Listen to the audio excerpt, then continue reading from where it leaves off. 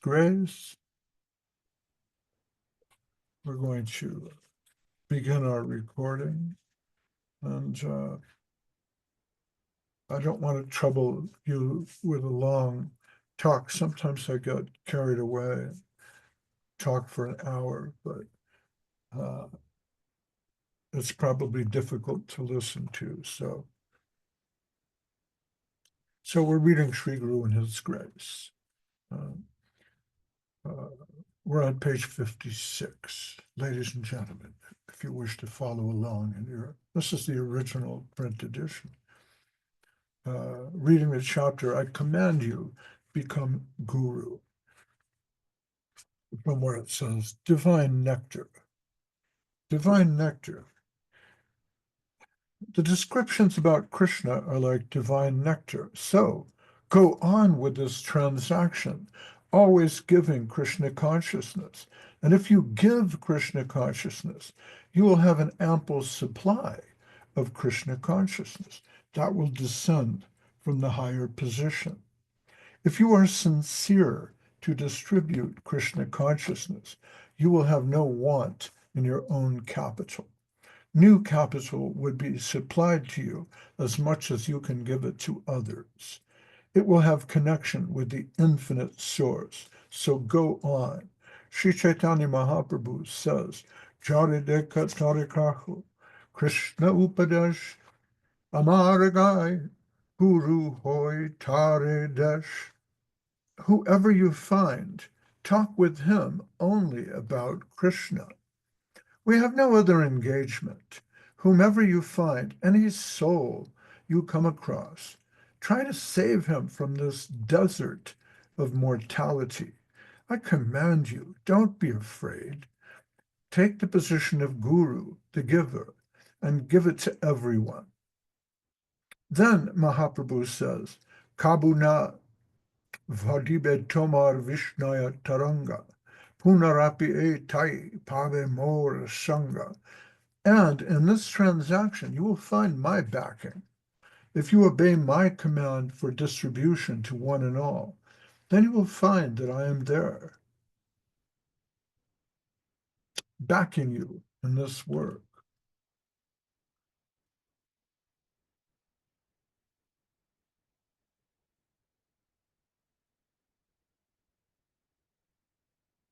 So your great master has engaged you all like so many dedicated soldiers.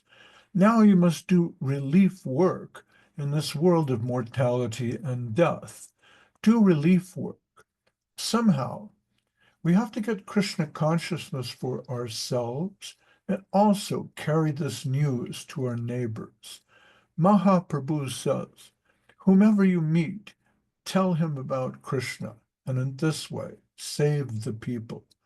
They're all under the influence of eternal mortality. Only this path is relevant to their condition. All other talks are irrelevant. Jaws of death. Everyone is rushing into the jaws of death. This is the sum total of the news of this world. It is the only news. Every second, everyone is entering the jaws of death. This is the real problem, nothing else. The whole problem, if summarized, will come to this, that every second, every atom here is entering into the jaws of death. This is the great and only danger in the world. So all other talks are irrelevant to the real problem of life. Try to help them from entering into the jaws of death. This is the only problem in the whole world. Go forth and tell everyone about Krishna. Whatever you do, make them talk about Krishna, Krishna, Krishna. Save yourself and prepare yourself for the highest goal. Whenever you meet anyone, wherever you meet anyone, only talk of Krishna. All other talks are irrelevant and redundant. Mahaprabhu says, it is my command. Don't think Don't think that if you do this and take the position of guru, when the people come to honor you, you will forget your own ordinary position, become puffed up with pride, and go to hell. No, no, no. I order you, go on. The relief work is there. You can't stand idle as an onlooker. So I say, jump, start relief work. I order you to do so. And I shall take whatever responsibility is there. The whole world is dying. So always, at every second, the real need is Krishna-kathā. You will get my association only by obeying my orders and discharging the duty I am entrusting with you. You will find me there in your obedience of my order, in the discharge of the duty I impose on you. Is it reasonable or not? Every one of us can judge what will be the relief work to save those in the mortal world. What will give real help to the people? Not clothing them or feeding them, nothing of the kind.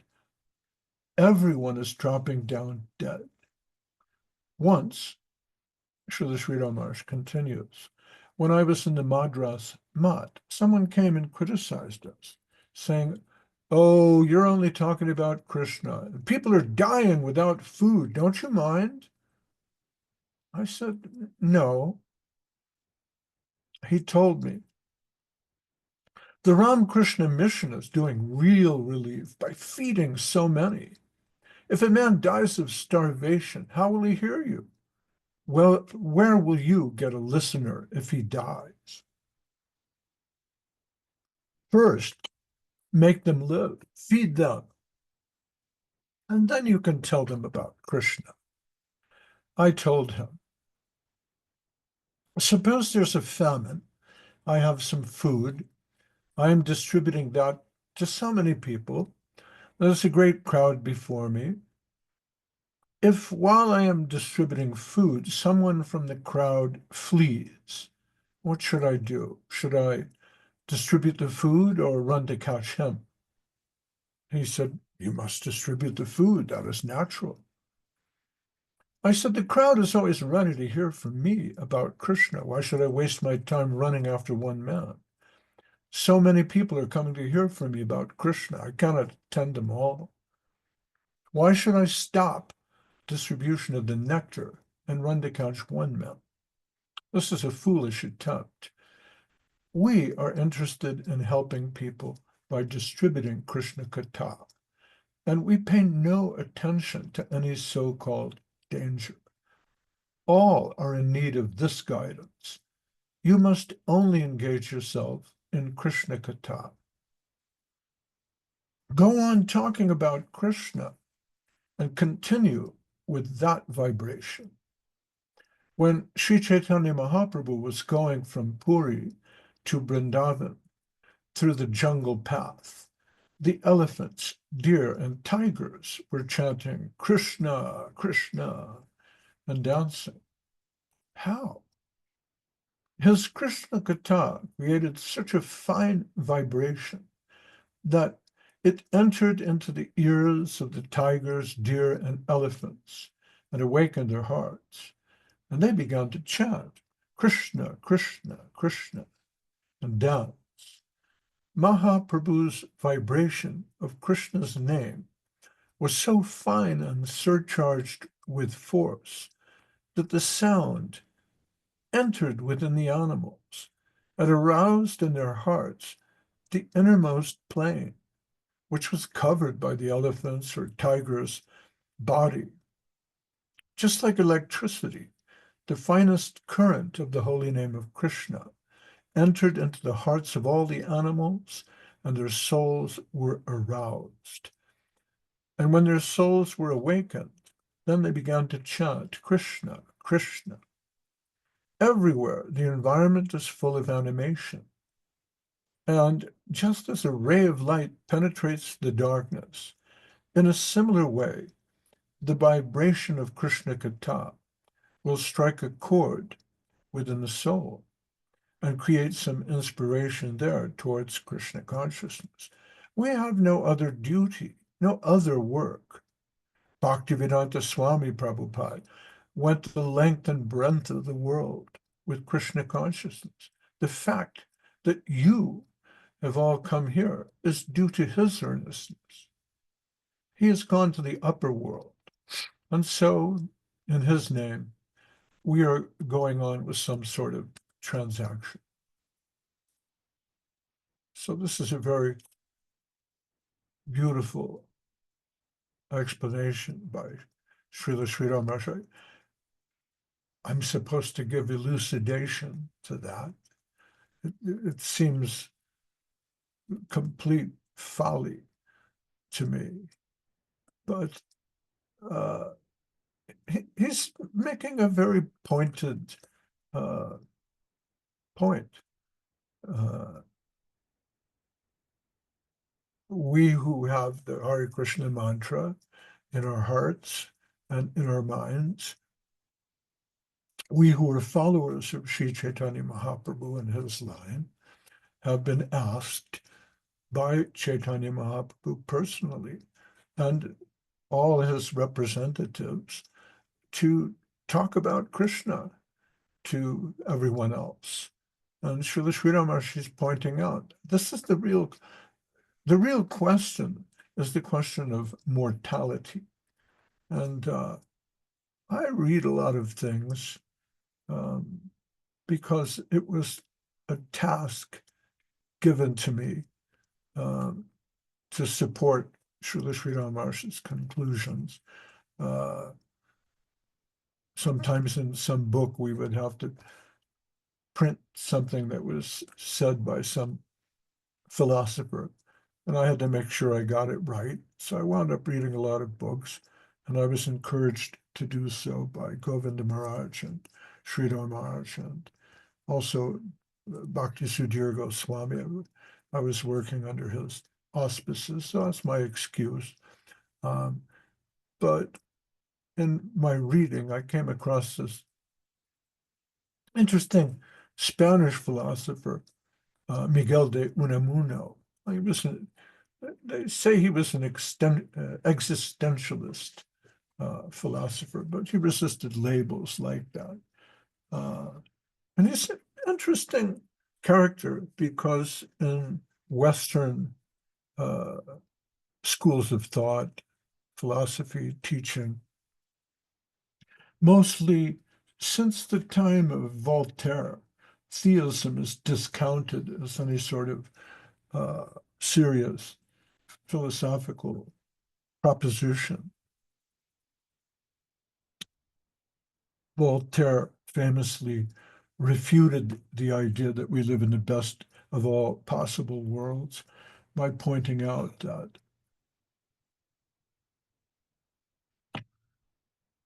there had been a terrible earthquake in Portugal that killed many innocent people, and what kind of a God would allow such cruelty? And since that time, this sort of argument is promoted, especially by professional atheists, who say, well, if God is kind, if God is good, why is there evil in the world? And in theological circles, this problem is called theodicy, or the problem of good and evil. Of course, it may be pointed out that evil is something that's constructed by human beings. Death is part of our natural existence. All creatures live and all creatures die. So you can't lay that at the feet of the immortal creator and say that he's wrong to have invented birth and death. Birth and death is part of the natural cycle of this material world. And we know that the world, according to Vedic accounts, is creation far remote from the supreme God, Krishna himself. in that there's an expansion of an expansion of an expansion. Chaitanya Charitamrita begins with the words angsha, angsha, angsha, like that, saying that, yeah, after an expansion of Sankarsha, and somewhere there is Mahavishnu. And through half-closed eyes, he dreams the creator into reality, who sprouts from the transcendental lotus of his navel. And Brahma is concerned with making sure that planets evolve in the proper direction.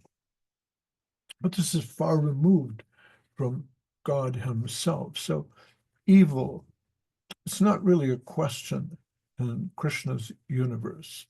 And the idea that God does not exist because we humans have a bent towards evil, it's a strange way to construct an argument about the divine absolute. It doesn't really figure. Good and evil are parts of a relative world. Srila Sri Ramakrishna is saying in this chapter, this is the real problem. The real problem is mortality. So I found this Spanish philosopher, Miguel de Unamuno, who, after Voltaire tried to take apart the idea of God using evil as a motive, Miguel de Unamuno is very interesting because he's not concerned with that. He's concerned with the question of immortality. And he says that this is the core question of human existence, what it means to live, to suffer, to love, to die. It's not a theoretical problem, but it's a spiritual concern that shapes every aspect of our life. So if you think about how that's been represented in Vedic literature, we have the story of the Yaksha Prashna, or the questions by the so-called Yaksha to Yudhishthira once upon a time when the Pandavas were exiled in the forest. They came across a Brahmana, and the Brahmana was complaining that a deer had stolen his arani. Arani is special wooden sticks that they would use to create the sacred fire through friction. So he couldn't light the sacred fire because this deer had taken on its antlers the sacred sticks and ran off with it. So the Pandavas promised the Brahmin, all right, we'll get that back for you. And they ran after the deer. Well, soon they became tired and thirsty in the heat of the day.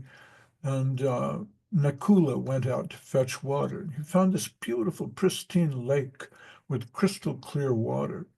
And there was no one there. It was very quiet, except there was a bird, a crane. And when he began to drink from the lake, the crane spoke, saying, answer my questions first before you drink.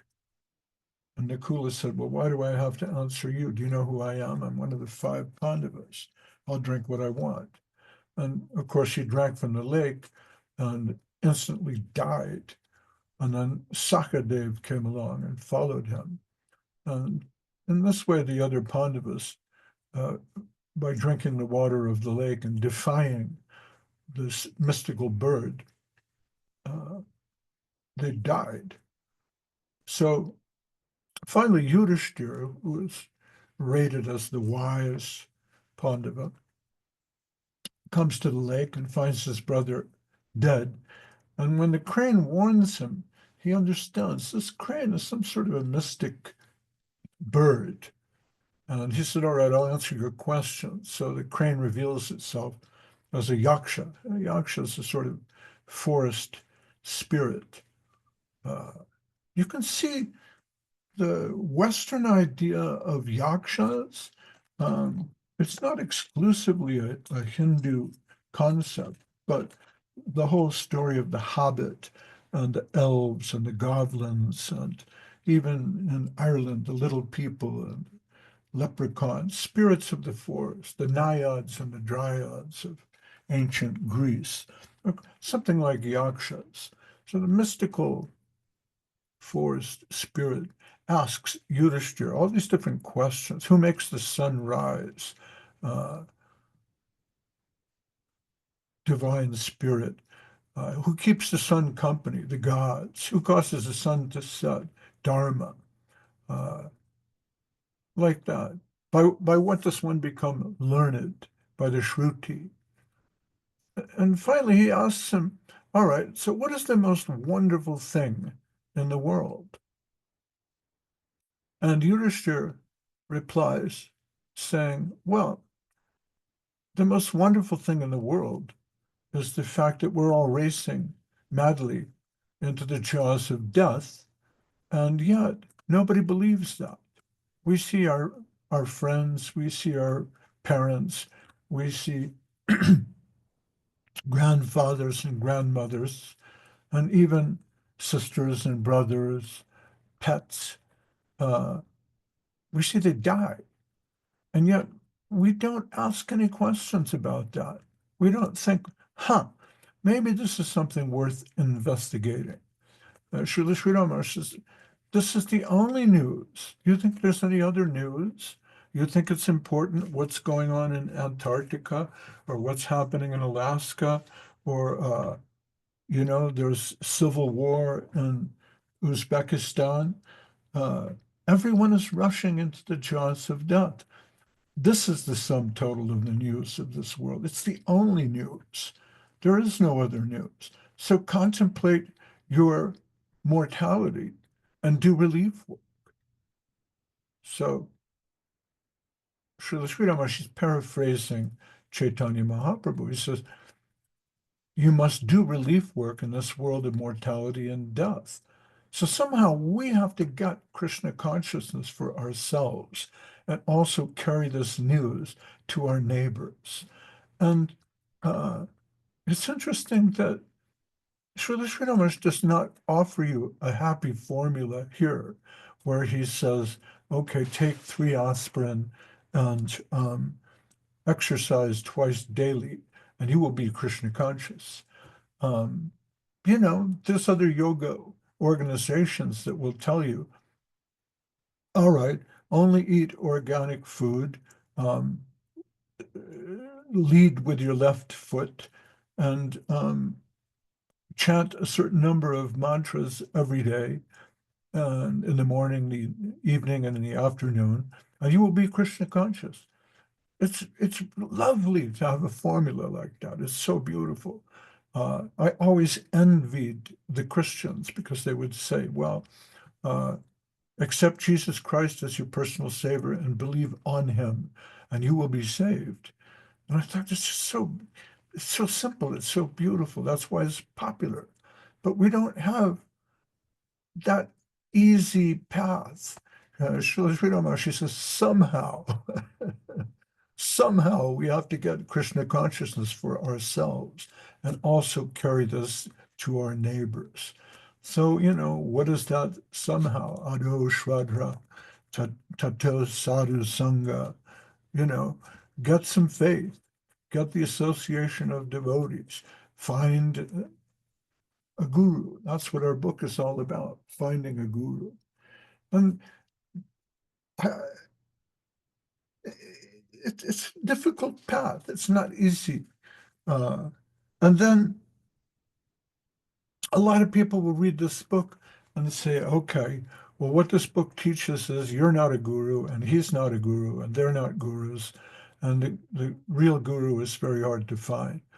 But that sort of defies the logic that's expressed on the back of the book, where Srila Sri Rama says our limited capacity and tendency for perfection makes room for the guide or guru.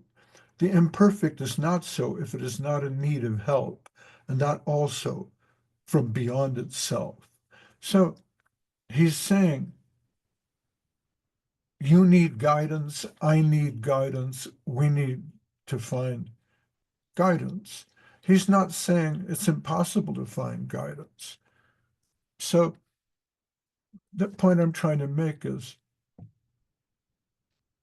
sometimes we set an impossible standard for the Gurudev, thinking, uh, I am so exalted, I'm so fine, I'm such a great personality. Who can teach me? In order to teach me, you would really have to be a god. See, and then I look around and I don't see any God. So nobody's really qualified to teach me. And this is a problem. This is the problem of ego. Srila Sri Ramakrishna points out in the Uddhava Gita, there's the Avadut. The Avadut. He has 24 gurus. So there's a long chapter in the Uddhava Gita where we explore who are the different gurus of the Avadut. And he mentions very strange, like the pigeon is one and the prostitute is another. You think, well, how do you learn something from them? The point is, if you're open, if you understand what the message of your Guru Dev was, more or less, if you have a vague idea, you'll see that message repeated again and again on a daily basis in your sojourn in this material world. If the Guru says, be humble, and you go to the supermarket and somebody says, hey, buddy, there's a line. Come on, get in back. You think, well, wait a minute. I am doing the Lord's work. I'm a representative of Śrī Chaitanya Mahāprabhu. Step aside. No, the man who tells you, get in line, he's your guru. He's telling you, Kirtaniya Hari, you want to chant Hare Krishna? Trinada Pisunichena, be humble. So it's interesting that these are sort of interlocking series of instructions that tell everyone about Krishna. It's the same idea as Kirtaniya Sadhakari, but you can't do Kirtaniya Sadhakari with an ego. You have to set that ego aside. But again, there's a paradox in that to be a teacher, you need some ego. You have to say, all right, well, I'm giving the class today, so I'm going to sit here with the book. I'll read the book, and I'll tell people what it is. And how can I do that? Well, I know what it is. I was told what it is, so I'll tell you. There's a certain ego there. That's called acharya abhiman. You can't teach or preach unless you have a grain of that. But beware. So, but then Srila Sri Ramakrishna in the same chapter, he says, don't worry, it'll be okay. You will find my backing. Don't worry. My back, my backing is there. Go forth and tell everyone about Krishna. Whatever you do, make them talk about Krishna. Uh, Mahaprabhu says, it is my command. Don't think that if you do this and take the position of guru, when the people come to honor you, you will forget your own ordinary position, become puffed up with pride, and go to hell. No, no, no. I order you. Go on. The relief work is there. You can't stand idle as an onlooker. So I say, jump, start relief work. I order you to do so, and I shall take whatever responsibility is there. So no risk, no gain. If you don't try, then you'll never know. So it may be that you take a high position and try to represent yourself as a teacher. And it may be that your students reject you and say, no, no, you don't know anything. I read this good quote by Oscar Wilde the other day. He said, I'm not young enough to know everything. I thought that was good. I'm not young enough to know everything. Like, young people will remind you that you know nothing.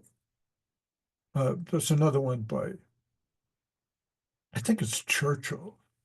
He said, uh, when I was 20 years old, I was amazed at what a fool my father was. But when I was 30, I was surprised to see how much he had learned in only 10 years. So it's a similar idea. I'm not young enough to know everything. Those of you who have children might get that. So, but as a mother, as a father, sometimes you have to step in and say, no, no, don't do it like that. Do it like this. And they'll say, oh, you don't know what you're doing, old man. Shut up. And okay, you take that, Trinada Pisunichena, Kirtaniya Sadagari. So then again, I was looking through this chapter, and in the old days, we would just walk up to people in the street and tell them, chant Hare Krishna and be happy. And sometimes they look at you like you're a clown, and I have a lot of friends on Facebook and so on. And I see happy kirtan parties around the world. And sometimes, I don't know, they do look a bit clownish, with an accordion and a funny hat and all that. And I had this experience. I had this strange experience once a long time ago. Uh, we had a concession at an amusement park in California, in Long Beach, uh, where the Queen Mary, the big uh, cruise line ship, was stationed. It's parked there in Long Beach, and people would, walk onto the ship just to see what a, a big cruiser would look like the Titanic. And my job was to sell popcorn to people and then bring the money home to the temple. We would make the popcorn. I think we would make it in the morning and bring it to Long Beach. We would sell bags of popcorn. And to make the proposition more attractive, uh, we wore outlandish uh, costumes. And my costume was a clown. So I had a big red rubber nose and flame red hair, and I painted my own face. It wasn't a great job, but I painted a big smile on there like Bozo. And we had these clown outfits that somehow the temple had acquired through donations with big purple buttons and giant shoes and gloves, the whole 9 yards.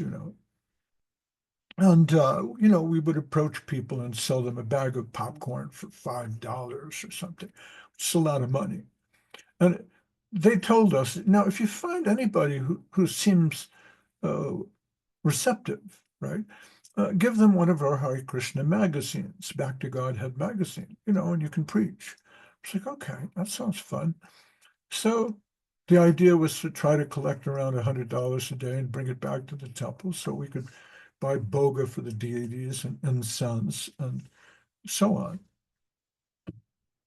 So one day I'm out there in front of the Queen Mary, and I ran into this guy. Uh, he was wearing these mirrored sunglasses, so I could see myself in the sunglasses. And I started talking to him and preaching to him about how, we're not these bodies. I and I gave him a Back to Godhead magazine. He was listening to me, and I said, "Yeah, just like I'm not this clown suit, you know, I'm not this nose. We're not this physical presence, but uh, we're a divine spark of life. It's called the Atma." And I got very animated, and I'm preaching to him, and suddenly I saw myself in his mirrored sunglasses, and I could see this guy is talking to a clown, and the clown is giving this whole serious message. But how can he take me seriously? I'm an unreliable narrator. And so that's the problem that we sometimes face as preachers. We try to give someone this great treasure, this divine jewel that we've received from on high, from Srila Prabhupada, Srila Sridhar Maharaj, Govinda Maharaj, all these great souls. But people will look at us and think, I don't know, is this person really my guru? Is this person qualified to enlighten me? And so the Bible says, don't cast your pearls before swine. In other words, sometimes you have a valuable gift to give, but the people that you're giving it to just won't see it like that. There's a story of the the rooster and the pile of straw and the diamond. So a rooster is poking around. It's an old fable from Aesop. The rooster is poking around a heap of straw, and he's looking for some corn, a little kernel of corn that he can eat. And he finds a diamond, a beautiful shining jewel. And he looks at it and he goes, what is this? He tries to take a bite out of it, but it's hard. He goes, this is useless. So he throws it in the trash.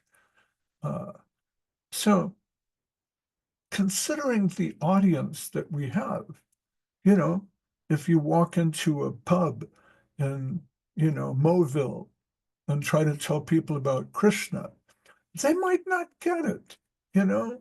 So it kind of comes down to what can we preach and who can we preach to? And Krishna Upadesh is a subtle thing, you know? Miguel de Unamuno, he was interested in immortality, but that's as far as he could get.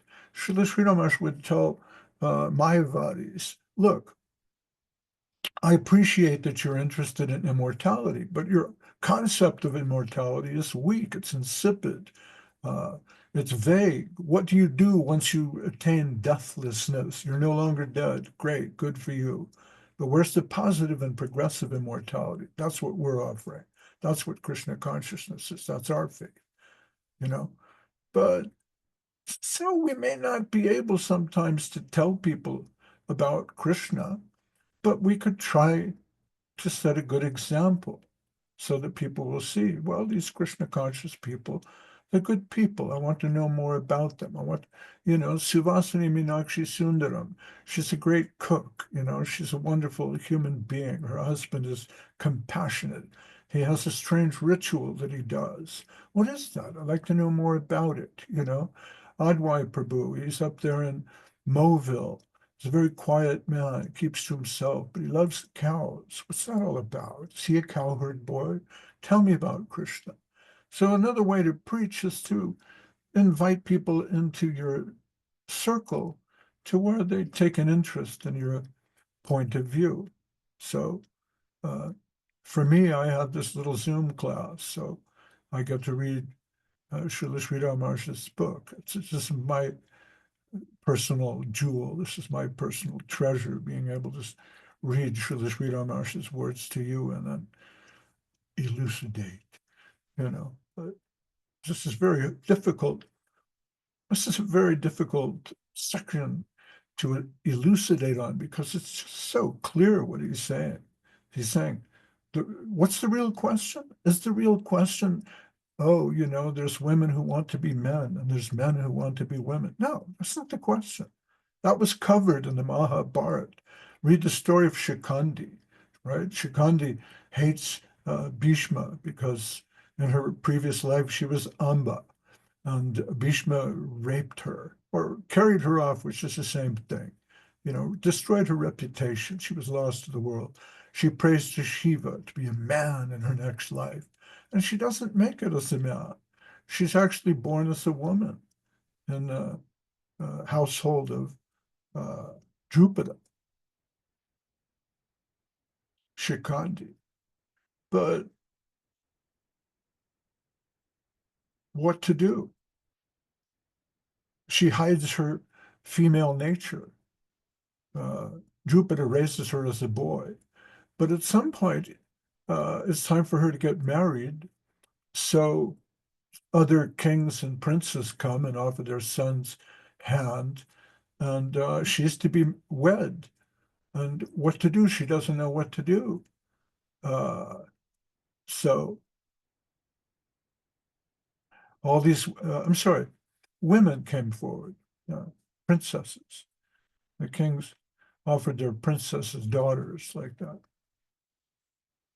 And one of the daughters goes with Shikandi and comes away. She's not convinced. She says, wait a minute, I don't think he's really a man. Shikandi runs to the forest and meets a yaksha. The yakshas, again, they're very mystical. And this is one yaksha who's transgenic or something, has the ability to go back and forth from being a man and a woman. This yaksha says, oh, okay, I'll give you my manhood. You give me your womanhood for a while. Make it temporary. Do it for a month, see how it goes. She goes back to the kingdom. And by this time, the parents of the girl are upset. Another king comes to Drupada with an army saying, okay, you cheated me. Your son is really a woman. And Drupada says, what? I don't think so. Put him to the test. So a number of prostitutes are called in to assure that Shikandi is really a man. And they enter into his company. And, a few hours, a few days later, they exit and they're all completely satisfied. Yes, Shikandi's a man. Wow, how did that happen? Nobody really knows. Meanwhile, Kuvera visits the Yaksha because they're friends. Kuvera is the king of the Yakshas. And he goes to the Yaksha's house, and the house, which was formerly very sort of run down, an old rustic cottage in the woods with a broken fence. Kuvera comes there and he notices the fence has been fixed. It's decorated with flowers. It smells beautiful. He enters the house and he can hear some woman singing, and flowers are decorating everything. And he says, hey, man, Yaksha man, I forget his name. And the Yaksha comes down, and the Yaksha's a girl. And he tries to explain, this happened, and I took the, Kuvera's not satisfied. He says, okay, you can stay that way. So the Yaksha stays feminine, Shikandi stays a man. But in the end, Bhishma will not fight Shikandi because he knows the story. Right? So all these questions that so entertain us today in terms of news, we get all upset hearing about this and that. This is not the news. The news is we're all rushing into the jaws of death. It's time to take some action. What's the action? Well, Srila Sri Rama says, Yari deka tarikaha Krishna upadesh, amara gai guru hoy tare desh. Whoever you find, talk to them about Krishna. We have so many uh, outlets of social media so we can express all our opinions. And we find, I do it myself, I'm not immune. Uh, all kinds of opinions. We like this kind of music. We like uh, this sort of speaker who has a new idea about the Bible or the Bhagavad Gita, you know. But what's the real news? You know? What is the purpose of all this social media? The purpose, it has nothing to do with letting other people hear your opinion. It's all about big corporations like YouTube, I don't know, Zoom, uh, TikTok, Zigzag, Wigwag, whatever it is. They're watching you. They're watching me. Who's the product? You are. I am. Uh, You think social media is free. You think Google is free. It's, it's not free. You're the product. You're being bought.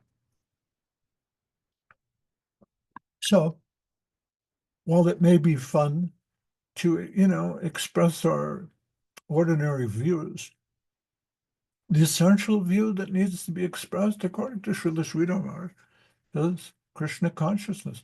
So he says, get some and give some. How do you get some Krishna consciousness? I don't know. I have no idea, you know? But here's the secret. He says, if you give some, you'll get some. What goes around comes around. See? So if you get on some social media platform and you tell people, whomever you find, talk with him only about Krishna, it works. Do relief work. He says, if you're sincere to distribute Krishna consciousness, you will have no want in your own capital. And I find that fascinating. It's true. See, the other day I was talking to Avadut Maharaj, and I was feeling pretty burned out. Like, I don't know if I can keep doing this at all. And Avadut Maharaj told me, he said, you know, you got a lot of mercy from Srila Sridhar Maharaj, and you still have mercy. And I thought, okay, why is that? How could that possibly be true? It's true because if I read Sri Guru and His grace to you, then Sri Guru and His grace will come to me. So that's how it works. So you get by giving. And I think that's how love works. If you give love, then you get love. You can't just keep it to yourself. And so there's another wild rambling from a crazy old man. And that's my gift to you for this Sunday, June 8th, 2025. Thank you very much. So can you guys say something, please? I feel very alone. Say hello. Thank you very much, Mahayogi Prabhu. That was a very interesting class. Really enjoyed it. Thank you very much. Hare Krishna. Thank Well, you very much, Mahayogi. As always, very, very elucidating. And please don't ever feel you're taking our time. The only fear we have is you tiring. Apart from that, we could listen all day. So, Hare Krishna. well, you know, I just recently read that I was saying you are the product, right? But what's really the product is your attention. So it's like right now, it's the most important commodity is attention. And so if you're giving your attention to this talk, you know, once a week for an hour, wow, that's gold. And I'd like to give a special shout out to Advai Krishna this week because I got, oh, here it is. I got this book in the mail. It's Śrī Śrī Prema Vivarta by Srila Jagadananda Pandit. It's very high. It's a book discovered by Bhaktivinoda Thakur and very much appreciated by Srila Sridhar Maharaj and Govinda Maharaj. So I'll be trying to give this a bit of a read. And this was discovered by Bhaktivinoda Thakur, just like the Brahma Samhita was discovered by Śrī Chaitanya Mahāprabhu in South India. And, you know, people can say, oh, well, that book was created by Chaitanya Mahaprabhu. Even better. So if the Prema Vivarta, just a group of people who don't like some things that are in that book, for example, Jagadananda Pandit disparages Vidyapati and Chandidas, who were esteemed Bengali poets, because he says, well, you know, what they're saying about Radha and Krishna and all these things, this is just invented by those poets because they sort of liked the flow of the language and the emotion, but it's not to be taken seriously. And there's a group of people who say, don't criticize Vidyapati and Chandidas, we like them. But that rather raises the work and the opinion of Bhaktivinoda Thakur and his followers. So there are those who may say, well, actually, that was created by Bhaktivinoda Thakur. But I would defend Bhaktivinoda Thakur. I was telling Advait the other day with the following. Number one, he was a big-time magistrate in Bengal and connected with the literary establishment, and he published his own novels. He had a novel called Jaiva Dharma and another one called Prema Pradeep. So there was no problem for him to just publish that under his own name, but he wouldn't do that knowing this was definitely by Jagadananda Pandit. Number one. Number two, as a high court judge, he had access to an unusual amount of documents and literature in the intellectual Calcutta of his day. And that points to his having discovered that. So there's a number also for him to have recreated the ancient style of the Bengali in use at the time of Jagadananda Pandit's day would have been an immense undertaking. So for these different reasons, I'm taking a leap and I'm defending the Prema Vivarta that was sent to me so kindly by Advait Krishna, along with some very nice tea from Ireland. And I found the Irish tea, it's got some real, it's not fooling around. Anyways, that'll be all for today. Thank you very much, everyone. And Gaura Bhakta Vrindaki Jai. Pranashish Prabhu's on here too, silently, as the iPhone SE second generation. I know you're on. Tungarasa's message in the chat. Yes, a message on the chat also. Oh, there's messages in the chat. Yeah, wonderful class. Happy to. Wonderful class. Happy to participate. Much appreciation. All right. Well, thank you again, all, and we'll see you again next week, same time, same station, where we read more of Sri Guru and His Grace by His Divine Grace Bhakti Rakshak Sri Haridev Goswami. Hare Krishna. Hare Krishna. Mahayogi Prabhu ki jai. Thank you.